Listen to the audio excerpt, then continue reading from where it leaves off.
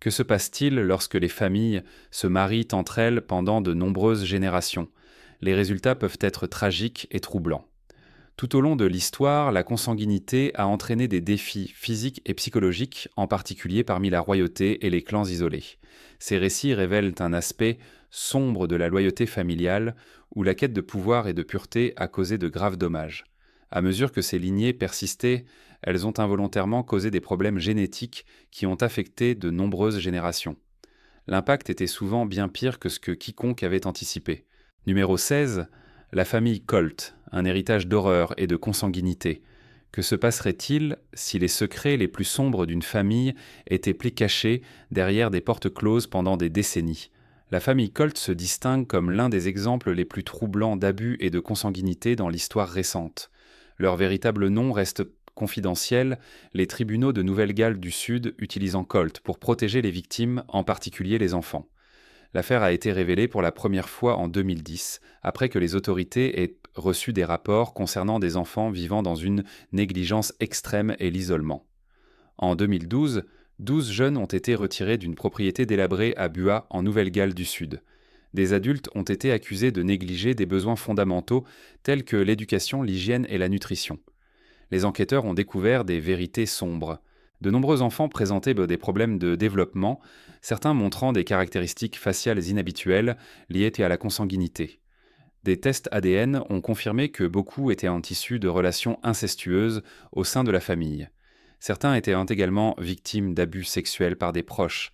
Les racines de cette tragédie remontent aux années 1960, lorsque Timothy et June Colt ont déménagé de Nouvelle-Zélande en Australie. June elle-même était née d'une union incestueuse entre frères et sœurs. Après avoir épousé Timothy, ils ont élevé 7 enfants, poursuivant un cycle d'abus. Au fil du temps, la famille Colt s'est agrandie pour atteindre près de 40 membres répartis sur 5 générations. Vivre dans une isolation sévère sans eau courante ni électricité, beaucoup ont souffert de graves problèmes de santé génétique. Leur exclusion sociale a approfondi les cicatrices, laissant des dommages durables, qui perdurent aujourd'hui. Numéro 15. Le roi troublé de Bavière, le fardeau de la royauté.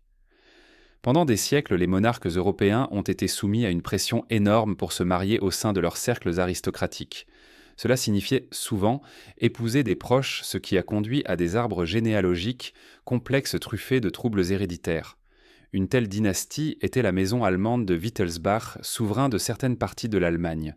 Bien qu'elle soit moins notoire que les Habsbourg célèbres pour Charles II d'Espagne, elle a également montré des traits troublants comme des maladies mentales récurrentes à travers les générations. Ludwig II de Bavière est l'une des figures les plus connues de cette lignée. Il a régné de 1864 à 1886, mais son règne était loin d'être typique. Contrairement à la plupart des rois, Ludwig montrait peu d'intérêt pour la gouvernance. Au lieu de cela, il a investi d'énormes sommes d'argent et d'énergie dans des châteaux extravagants. Son chef-d'œuvre, le château de Neuschwanstein, se dresse de manière dramatique sur un flanc de montagne ressemblant à une forteresse de contes de fées. Bien que le château symbolise la beauté, il reflétait également le détachement croissant de Ludwig de la réalité. Dans les années 1880, il s'était presque entièrement retiré de la vie publique. Son obsession pour la fantaisie et l'isolement a alarmé ses conseillers. Le 10 juin 1886, Ludwig a été déclaré fou et déposé du trône. À peine 3 jours plus tard, il a été retrouvé noyé dans un lac voisin. Le verdict officiel était un suicide. Pourtant, beaucoup ont rejeté cette explication. Certains croyaient que Ludwig avait mis fin à ses jours, tandis que d'autres soupçonnaient un jeu déloyal, que le roi fou ait été tué parce qu'il était devenu un fardeau politique. Numéro 14. Les anciens royaux irlandais. Une révélation génétique. Imaginez une famille royale prête à aller à des longueurs extraordinaires pour maintenir le pouvoir au sein de leur lignée. Cela n'était pas unique à un royaume. La richesse et l'autorité étaient rarement partagées avec des étrangers. Cela nous amène à une découverte fascinante et troublante concernant un homme enterré dans une tombe néolithique irlandaise. En 2020, des chercheurs ont publié des résultats dans Nature basés sur l'analyse ADN de plus de 40 individus enterrés dans et autour de la tombe de Newgrange. Parmi eux, un homme se distinguait. Son profil génétique révélait une consanguinité extrême, probablement le produit de relations incestueuses entre proches, possiblement des frères et sœurs ou même parents et enfants. Ce qui rendait cela encore plus frappant, c'est qu'il était lié à d'autres dans la tombe, indiquant qu'il appartenait à une classe sociale élite en Irlande il y a plus de 5000 ans. Bien que les documents écrapes de l'époque soient en rares, les preuves ADN sont convaincantes. Elles suggèrent que de telles pratiques pourraient avoir été réservées aux puissants et aux riches, car les agriculteurs ordinaires n'étaient pas enterrés dans de grandes tombes, comme Newgrange. Ce schéma fait écho à ce qui est observé dans d'autres civilisations anciennes, y compris les pharaons égyptiens et la royauté hawaïenne. Numéro 13. Les Néandertaliens, une espèce liée par l'isolement. Les Néandertaliens ont disparu il y a environ 40 000 ans, pourtant la génétique moderne a éclairé de manière surprenante leur vie. En 2013, des scientifiques ont analysé un os de orteil vieux de 50 000 ans provenant des montagnes de l'Altaï en Sibérie, révélant des informations étonnantes. La femme néandertalienne à qui appartenait l'os était probablement née de parents demi-frères et sœurs. D'autres études ADN ont indiqué que la consanguinité était courante chez les Néandertaliens. Cela n'était pas dû à un désir de préserver des lignées comme chez les royaux, mais parce que ces humains vivaient dans de petits groupes isolés à travers l'Europe et l'Asie de l'ère glaciaire. Avec peu de partenaires disponibles, s'accoupler avec des proches était souvent inévitable. Une étude de 2019 dans PLOS 1 a suggéré que cette consanguinité contribuait à une baisse de la santé de la population. Les troubles génétiques et la fertilité réduite ont pu affaiblir les Néandertaliens, les rendant moins adaptables aux défis environnementaux. En revanche, les premiers humains modernes avaient une plus grande diversité génétique, leur donnant un avantage de survie alors que les Néandertaliens disparaissaient progressivement. Numéro 12. Le réseau de pouvoir secret du clan Kingston. Imaginez une famille déterminée à protéger son influence par tous les moyens, y compris des actions illégales et nuisibles envers ses propres membres. Le clan Kingston a commencé en 1935 en tant que Davis County Cooperative Society, plus tard connu sous le nom de Latter-day Church of Christ, basé à Salt Lake City. Le groupe exerce un contrôle strict par la peur, une hiérarchie dominée par les hommes et des croyances apocalyptiques. Il rejette également l'autorité gouvernementale. La polygamie reste une pratique parmi certains membres de Kingston, reflétant les traditions mormones anciennes. Le frère d'Eldon Kingston, Ortel, est allé plus loin en encourageant l'inceste pour maintenir la pureté de la famille. Ortel a eu des enfants avec 2 demi-sœurs et 2 nièces. Les générations suivantes ont épousé des proches, y compris des demi-frères et sœurs, et des cousins certains étant mineurs. Bien que la loi de l'Utah interdise le mariage forcé ou des mariages d'enfants, la polygamie consentante entre adultes existe dans une zone grise légale. Le clan a fait face à des condamnations criminelles comme la fraude fiscale en 2023. Malgré les dénégations, leurs actions révèlent beaucoup. Pour dissimuler les liens familiaux, les membres de Kingston omettent souvent les noms des pères sur les actes de naissance. Leur secret strict entrave les enquêtes sur les conséquences de la consanguinité. Des rapports décrivent des enfants nés avec des déficiences visuelles des crânes, anormalement petits et des cas de nanisme. Jusqu'où ira ce clan pour garder ses secrets cachés ? Numéro 11. Les anciens zoroastriens, quand l'inceste était sacré. La plupart des sociétés ont longtemps condamné l'inceste en tant que tabou, tant culturellement que religieusement. Pourtant, parmi les anciens zoroastriens en Iran, épouser des proches et Kontaransikhet étaient parfois considérés comme sacrés. Les textes zoroastriens des 9e et 10e siècles promouvaient des unions entre parents, une pratique appelée Kswidoda. Ces textes dépeignaient de tels mariages comme sacrés, mettant l'accent sur des liens familiaux plus forts, un amour parental accru et le maintien de lignées pures. Cependant, la fréquence de ces mariages dans la réalité reste incertaine. Bien que la littérature religieuse idéalisa la pratique, les preuves historiques sont rares. Certains chercheurs pensent qu'elle était principalement limitée aux groupes d'élite comme les prêtres, bien que les classes inférieures aient pu y participer. Des écrivains contemporains non zoroastriens mentionnaient Teshuidota, suggérant qu'elle était réelle parmi les classes supérieures.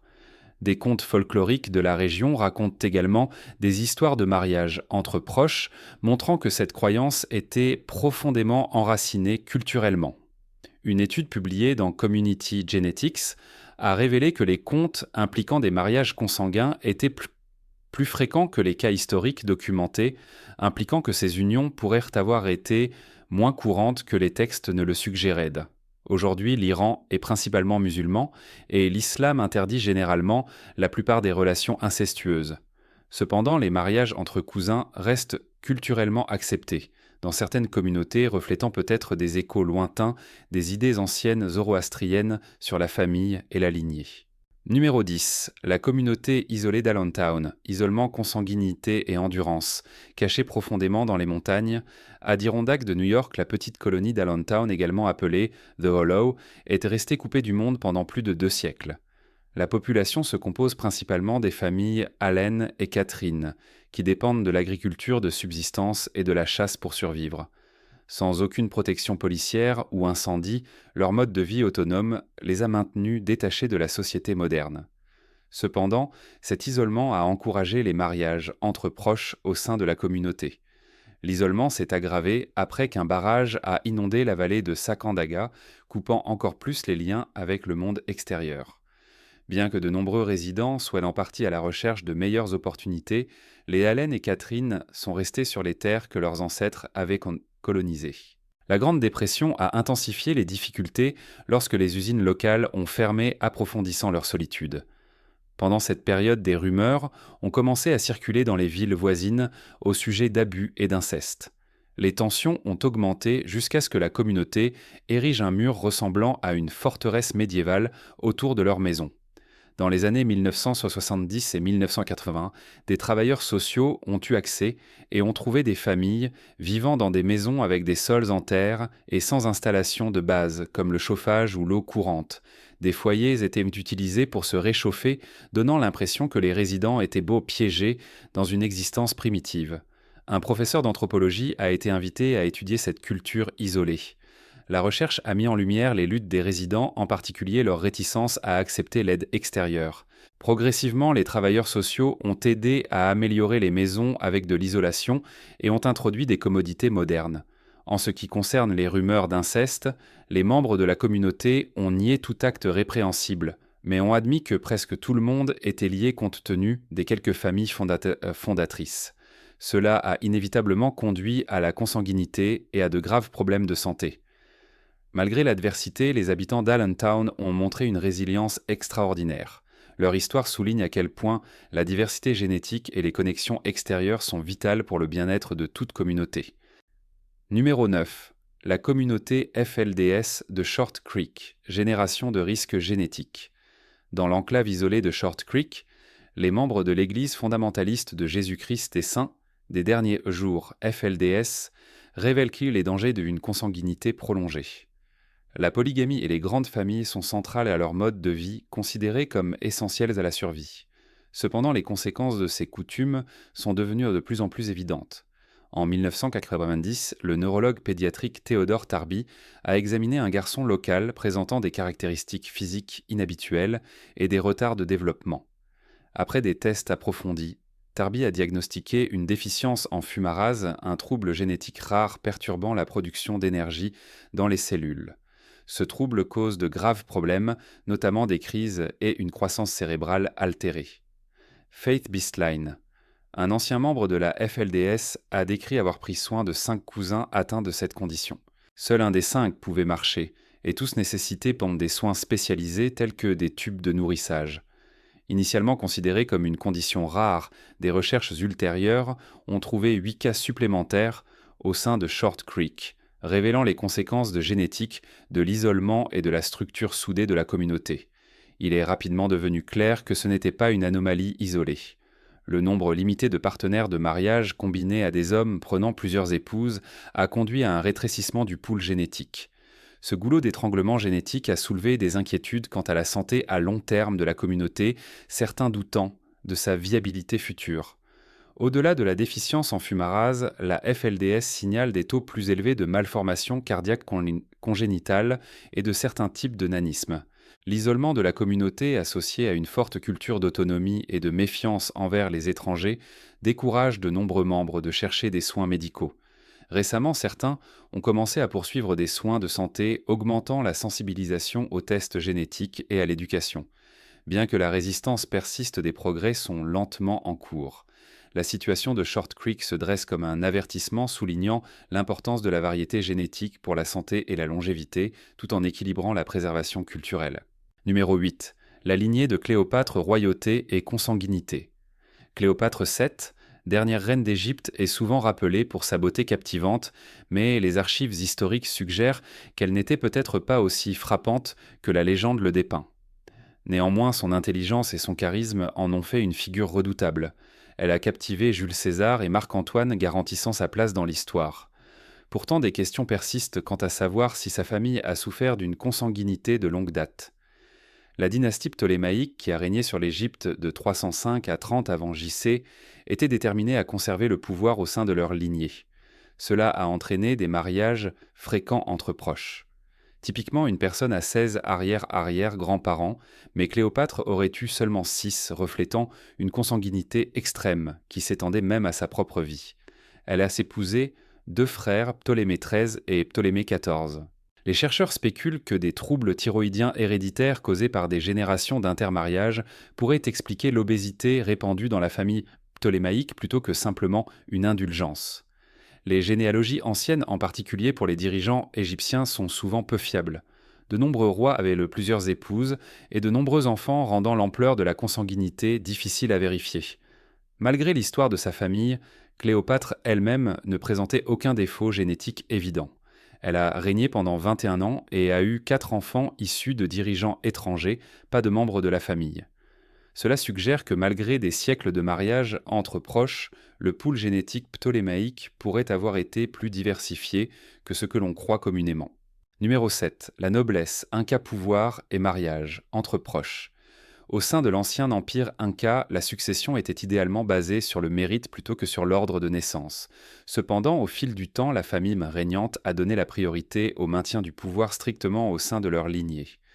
Pour éviter des luttes violentes pour le trône, les dirigeants Incas ont commencé à épouser des proches, souvent des sœurs ou des demi-sœurs. Cela garantissait que les héritiers provenaient d'une lignée pure, solidifiant le pouvoir politique de la famille. Bien que cette pratique soit extrême, elle n'était pas nouvelle dans la région. En 2017, Sarah K. Baker a présenté des résultats lors de l'American Association of Physical Anthropologists mettant en lumière cette tradition. Des fouilleux d'un site funéraire péruvien datant de 500 à 1100 après GRC ont révélé les restes de 14 individus présentant une condition vertébrale rare, une vertèbre lombaire supplémentaire fusionnée au sacrum. La fréquence de cette anomalie a suggéré des générations de consanguinité. Une autre fouille à Lima a découvert les restes de 6 femmes enterrées à côté d'un homme de haut statut de la culture Lima active entre 400 et 1200 après Gigi. Nsochiaha. Les 6 femmes présentaient toutes de graves déformations des hanches et de la colonne vertébrale, probablement causées par la consanguinité. Les experts pensent que ces femmes étaient ses épouses, indiquant que les mariages incestueux étaient acceptés parmi les élites. Ces preuves pointent vers une tradition de longue date d'union entre proches comme moyen de maintenir le pouvoir et le statut dans l'ancien Pérou. Numéro 6. La royauté hawaïenne, tradition et préservation de la lignée. Dans l'ancien Hawaï, la société était gouvernée par une hiérarchie stricte. La plupart des gens étaient makaainana ou communs. Au-dessus d'eux se trouvait la kanoiki, une classe de rang intermédiaire. Le rang le plus élevé appartenait aux alii, la caste royale encore divisée en sous-groupes selon le statut. Les alii jouissaient d'un immense respect et un système complexe de règles kapu régissait leur conduite. Les communs et les classes inférieures montraient soif et du respect envers les chefs et enfreindre le kapu pouvait signifier la mort. Pour les alii, choisir un partenaire était compliqué. Pour maintenir la pureté et le pouvoir de leur lignée, ils épousaient souvent des membres de leur proche famille, y compris des frères et sœurs. De tels mariages étaient considérés comme prestigieux et les descendants étaient censés posséder un rang particulièrement élevé. Cependant, ces coutumes horrifiaient les missionnaires européens arrivant au début du XIXe siècle. Dans les années 1820, le roi Kamehameha III et sa sœur Nahianaena ont été confrontés à un conflit entre les pratiques hawaïennes traditionnelles et les enseignements chrétiens. Bien qu'étant très proches et ayant tenté de se marier, Nahianaena a finalement accepté d'épouser un autre homme sous l'influence des missionnaires. Pourtant, certains récits disent bon, qu'elle a tiré un enfant dont le père était son frère, mais le nourrisson est mort jeune. Tragiquement, Nayana Ena elle-même est morte à seulement 20 ans, prise entre deux mondes et le poids d'une ancienne tradition. Numéro 5. Les fuguettes bleues du Kentucky. Un phénomène génétique rare. Dans les années 1960, l'infirmière Ruth Pendergrass a rencontré une patiente avec une condition étonnante, une peau bleue. Les lèvres, les ongles et la peau de cette femme avaient une teinte bleue distinctive. En général, une peau bleue indique un faible niveau d'oxygène dans le sang, mais cette femme était en bonne santé, à part un léger rhume. Fascinée, Ruth a enquêté davantage, découvrant les fuguettes bleues de Troublesome Creek, une famille célèbre localement pour leur peau bleue causée par un trouble héréditaire rare. Cette histoire commence dans les années 1820, lorsque Martin Fugate, un immigrant français, a épousé Elizabeth Smith dans le Kentucky rural. Tous deux portaient un gène récessif responsable de la peau bleue. Parmi leurs 7 enfants, 4 ont hérité du gène. Vivant en isolement, la famille Fugate a interépousé à plusieurs reprises, transmettant le trait à travers les générations. Leur peau bleue est devenue une légende locale, souvent chuchotée comme des histoires de Bigfoot. Dans les années 1960, 2 membres de la famille, Patrick et Rachel, désiraient échapper à la stigmatisation. Ils ont demandé de l'aide à l'école de médecine de l'Université du Kentucky. Les médecins ont diagnostiqué une méthémoglobinémie, une condition rare dans laquelle l'hémoglobine change de forme et provoque une teinte bleue. Normalement, l'hémoglobine transporte l'oxygène et colore le sang en rouge. Heureusement, un traitement par teinture bleue de méthylène peut inverser la condition. Après avoir reçu un traitement, la peau de Patrick et Rachel est redevenue normale en quelques minutes. Cette avancée leur a permis de se libérer du fardeau social qu'ils avaient enduré pendant des années. L'histoire des fuguettes bleues montre comment les progrès médicaux peuvent résoudre même les conditions les plus rares, transformant des vies et favorisant l'acceptation, là où il y avait autrefois, de l'isolement. Avant de passer à autre chose, considérez cette image. À gauche, un jumeau siamois de Biélorussie, avec de graves déformations dues à des parents qui étaient ontes et cousins. À droite, un garçon de Chine, dont les parents étaient des frères et sœurs. Ces exemples illustrent les résultats dévastateurs qui peuvent découler de mariages entre proches, quelque chose à aborder avec prudence. Numéro 4. L'histoire de Paul Kerrison. La complexité de la consanguinité. Paul Kerrison, connu sous le nom d'homme bleu, représente les réalités complexes entourant la consanguinité. Sa vie met en lumière que bien que la consanguinité dans des groupes isolés entraîne souvent de graves problèmes, le sujet est plus nuancé que ce que l'on croit généralement. Alors comment cela s'est-il produit ? Évidemment, vous n'êtes pas né bleu. Non, ce n'est pas le cas. La consanguinité fait référence à la reproduction entre des individus étroitement liés sur plusieurs générations. Cette pratique entraîne parfois des troubles génétiques. Il est important de distinguer la consanguinité de l'inceste. L'inceste implique des membres de la famille immédiate, tandis que la consanguinité inclut la reproduction entre des parents plus éloignés également. Les deux termes se rapportent au risque génétique, mais ne sont pas identiques. Bien que beaucoup croient que la consanguinité cause toujours des dommages, ce n'est pas nécessairement vrai. Lorsqu'il s'agit de parents éloignés comme des cousins germains, le risque de troubles génétiques n'est que marginalement plus élevé que dans la population générale. Les dangers sont souvent exagérés, surtout lorsque le lien familial est moins étroit. Cependant, plus la consanguinité se poursuit à travers les générations, plus la probabilité que des gènes récessifs nocifs, tels que ceux causant l'hémophilie, apparaissent augmente. Les deux parents doivent porter le même gène défectueux pour que des problèmes de santé se manifestent. Dans les petites communautés isolées où le mariage entre proches est courant, le pool génétique se réduit et les troubles génétiques deviennent plus probables. Ces problèmes peuvent s'intensifier avec le temps. Il est crucial de reconnaître le potentiel de conditions héréditaires, en particulier là où la consanguinité se produit régulièrement. Toutes les consanguinités ne conduisent pas à de graves problèmes de santé. Certains cas ont un effet minimal ou nul. L'expérience de Karasine souligne l'importance de la diversité génétique et la nécessité de comprendre les conséquences à long terme de la consanguinité sur la santé des communautés. Numéro 3. Les Habsbourg, un héritage royal de malheurs génétiques. La dynastie Habsbourg illustre comment les mariages au sein des familles royales peuvent avoir des effets génétiques désastreux. Pendant des siècles, ils ont régné sur de grandes parties du Saint-Empire romain et de l'Europe de l'Est. Pour maintenir le pouvoir, ils ont répété les mariages entre proches. Cela a commencé en 1496 avec le mariage de Philippe Point avec Jeanne de Castille et a continué pendant plus de 2 siècles. Ces unions répétées entre proches ont entraîné de graves problèmes génétiques au sein de la famille. De nombreux enfants n'ont pas survécu à l'enfance. L'une des caractéristiques les plus reconnaissables était la mâchoire des Habsbourg, une mâchoire inférieure prononcée commune parmi les membres. Cela allait au-delà d'un problème cosmétique, cela interférait avec la parole et l'alimentation. Marie-Thérèse, une Habsbourg bien connue, avait une forme légère qui lui donnait une légère moue. Le cas le plus extrême était celui de Charles II, né en 1665. Son père Philippe IV avait épousé sa propre nièce, faisant de Charles à la fois fils et petit-neveu.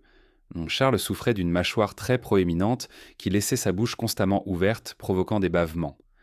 Il n'a pas parlé avant l'âge de 8 ans et n'a pas marché avant l'âge de 4 ans. Il était affligé de nombreux problèmes de santé et était impuissant. Charles II est mort en 1700 sans héritier, déclenchant la guerre de succession d'Espagne de 13 ans qui a mis fin à la domination des Habsbourg. Sa mort a révélé les conséquences dévastatrices de générations de mariages entre proches affectant non seulement la famille, mais aussi le paysage politique de tout le continent. Numéro 2. L'hémophilie de la reine Victoria, la malédiction cachée du sang royal. La reine Victoria elle-même vivait en bonne santé, mais de nombreux descendants souffraient de maladies graves. Victoria portait le gène de l'hémophilie, un trouble qui empêche la coagulation du sang entraînant des saignements potentiellement mortels. En tant que porteuse, elle a transmis le gène à ses enfants. L'hémophilie est particulièrement dangereuse pour les hommes car ils n'ont qu'un seul chromosome X sans sauvegarde pour contrer le gène défectueux. Un cas tragique était celui du prince Léopold, fils de Victoria, qui étant mort à 30 ans des complications de l'hémophilie. Il était le premier royal connu pour avoir la maladie, bien que d'autres aient un suivi. Le gène s'est propagé en Espagne par la petite-fille de Victoria Eugénie. Malheureusement, 3 de ses petits-fils sont également morts d'hémophilie. Le gène allait également pénétrer dans la famille royale russe par la petite-fille de Victoria Alexandra. Son fils, le prince héritier Alexeï, est né avec le hémophilie. Alexandra a cherché de l'aide auprès du mystique Raspoutine, dont l'influence sur les Romanov est devenue chargée politiquement. Le secret entourant la maladie d'Alexeï a maintenu le public dans l'ignorance des luttes de la famille. Ce secret a contribué à l'agitation qui a conduit à l'assassinat de Raspoutine, à l'exécution des Romanov en 1918 et à l'ascension au pouvoir de Lénine. Bien que l'hémophilie seule n'ait pas causé la chute de la monarchie, elle a joué un rôle significatif, surtout combiné avec la pratique de longue date du mariage entre proches. Des motifs politiques ont souvent motivé ces unions, augmentant les maladies génétiques dans les familles royales telles que les Habsbourg. Aujourd'hui, les avancées génétiques offrent de l'espoir aux familles touchées par l'hémophilie. Les expériences des descendants de Victoria montrent comment la génétique, la santé et l'histoire sont profondément liées, influençant à la fois les héritages royaux et la médecine moderne. Numéro 1. La tombe de Toutankhamon, aperçue sur la génétique royale égyptienne ancienne. La découverte de la tombe de Toutankhamon en 1922 reste l'une des découvertes archéologiques les plus extraordinaires de l'histoire. Contrairement à de nombreux autres pharaons égyptiens dont les tombes ont été pillées, celle de Toutankhamon est restée intacte pendant des millénaires. Howard Carter et son équipe ont découvert une collection extraordinaire de trésors, des masques en or, des bijoux et des meubles finement sculptés. L'état intact de la tombe a fourni un aperçu inégalé des traditions funéraires anciennes et de la vie du jeune roi. Avant la découverte, Toutankhamon était relativement inconnu. Il a régné pendant seulement 10 ans et est mort à 18 ans. Son règne était peu remarquable, mais le contenu de la tombe a illuminé l'Égypte ancienne comme aucun autre. Des tests ADN ultérieurs ont révélé l'histoire de consanguinité de la famille royale, clarifiant les conditions génétiques qui affligeaient de nombreux dirigeants. Les pharaons étaient considérés comme des êtres divins, ce qui a conduit à des mariages au sein de la famille pour préserver des lignées pures similaires aux Habsbourg européens. Les communs étaient considérés comme indignes d'épouser des pharaons. Le père de Toutankhamon, Akhenaton, a épousé sa sœur. Toutankhamon lui-même a hérité de multiples troubles génétiques, un palais fendu, une malocclusion des vertèbres fusionnées et un pied-botte qui nécessitait une canne. À 8 ou 9 ans, il a épousé sa demi-sœur Ankhesenamon. Ils ont eu deux filles, deux filles mort-nées, retrouvées momifiées dans la tombe. Malgré ses problèmes de santé, l'intermariage a persisté en Égypte pendant encore 1300 ans, illustrant comment les familles royales ont donné la priorité à la pureté du sang plutôt qu'au bien-être. La longévité de leur règne malgré de tels risques génétiques reste remarquable. Que pensez-vous de la consanguinité? Faites-le nous savoir dans les commentaires ci-dessous. À la prochaine fois.